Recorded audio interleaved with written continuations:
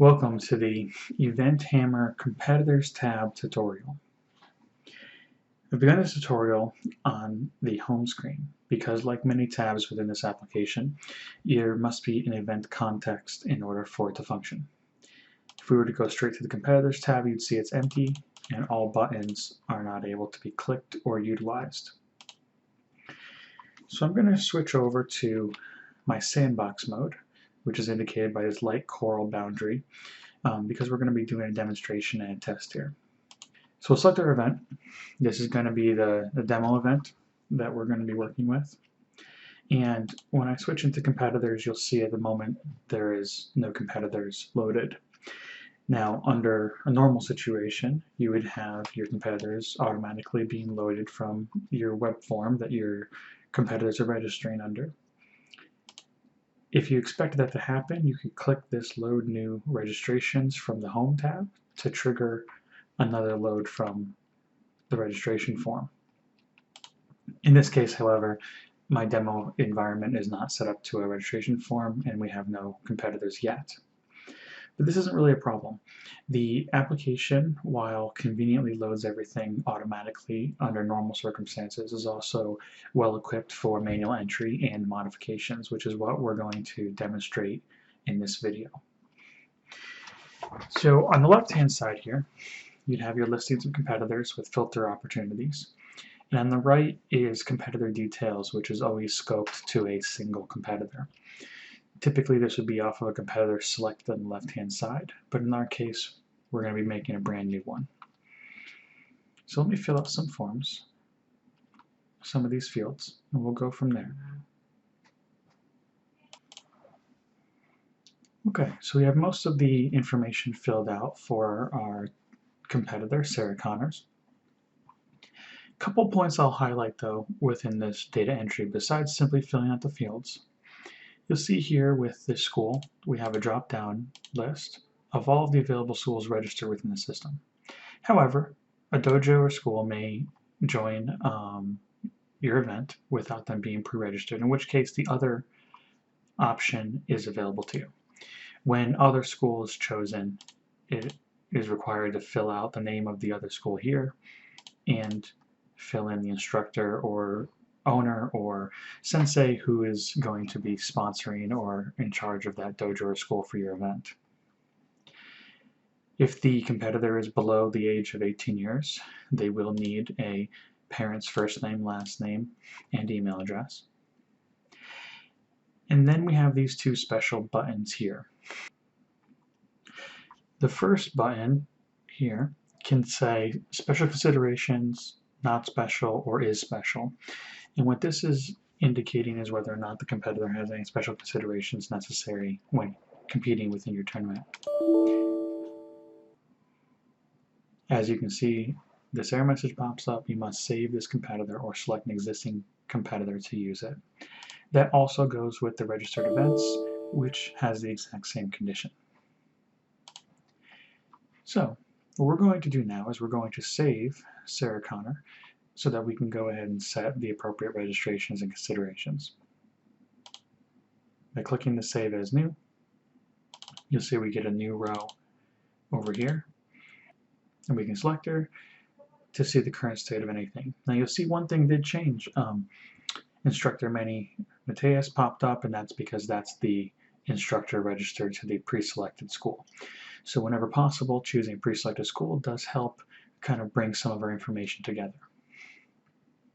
But now that we've saved Sarah, if we click Not Special, this pops up and it's a simple text description of what Sarah may or may not need. So in this particular case, Sarah Connor is special because she is known to kill Terminators. So we click Save, and you'll see that this indication flips over to Is Special, so that when you're inspecting any of your competitors, you can know which ones have special considerations or not, and then you could always click back into it in order to see what the information is. By eliminating it and clicking Save again, it marks the competitor as not special. So moving on to the registered events. This also pops up a window here, and it shows which events the competitor registered for. Now, this is most useful when the automatic process functions and your registration form comes in, and let's say they're registered for kata and semi-knockdown. However, if you're manually entering the competitor like we are today, maybe they just came into the door and you gave them a paper form to fill out on the way in, you'd select the events by clicking on one and then the other, or as many as you'd like. If you make a mistake, hit reset, choose the events that they're registered for, and click save. Then naturally, anytime you'd like to look at it again, clicking back in will bring the form up in the exact same way, showing you which events they're registered. Now, having this information in the competitor is useful, however, it is not constraining. If you're in the middle of a tournament and you decide to let Sarah compete in weapons kata, let's say, even though she was not registered, when you're in the matches tab, you are welcome to add her into a weapons kata match with no limitation or restriction there. So now that we've made some changes, let's say we make some more. We've already done special and registered events. Maybe the apartment was wrong. They're actually in 673B. All you'd have to do is simply hit save changes here, and that competitor would be saved and updated. At any time, if you don't want to see the competitor's information anymore, you have other people you'd like to look at, you could either select a different competitor or click clear selection to blank out. The clear selection is actually most useful when making a new competitor so that you have a fresh form to work with to go ahead and save as new for the next one. Then naturally, if Sarah Connor decided to not show up, wasn't actually part of the event, or maybe just a mistake that you'd like to get rid of, delete competitor, asks you for confirmation because this is not something that can be revoked, and then she'll be removed. Now that we've shown you the competitor details side of this form, we've created, made changes, deleted, I'm now going to move into a demonstration where we show some of the filtering capabilities on the left side. So I've gone ahead and switched my demonstration event for a moment so that we have a few competitors in here. So you see we've got 5 competitors that are attending our event, and what I wanted to show specifically is 2 things. The first is the selectability and changing of our detailed data as we flow through the different competitors. A very simple feature, but very useful to scan through various individuals. The next is the competitor filtering. We have this filter by drop down here, which allows us to filter by their name, what their belt is, whether they are a minor or not.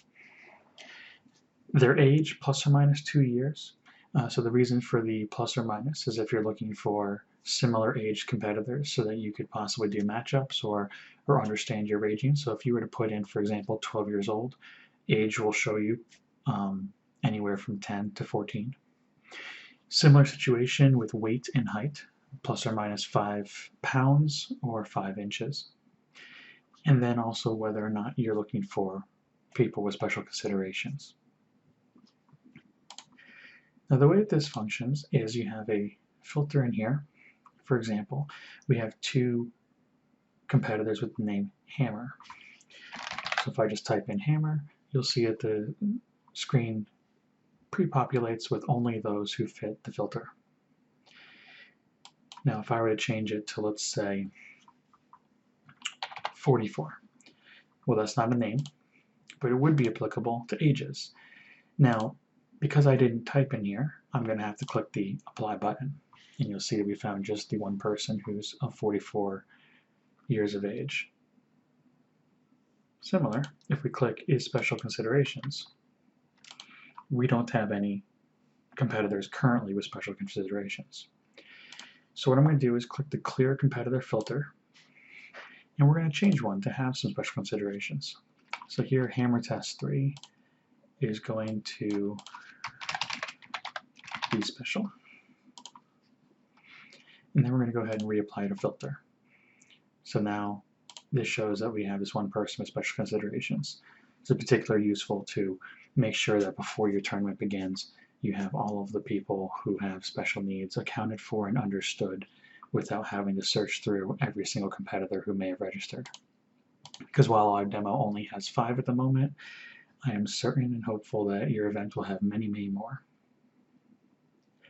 So with that, I conclude the demonstration of the competitor tab of EventHammer software.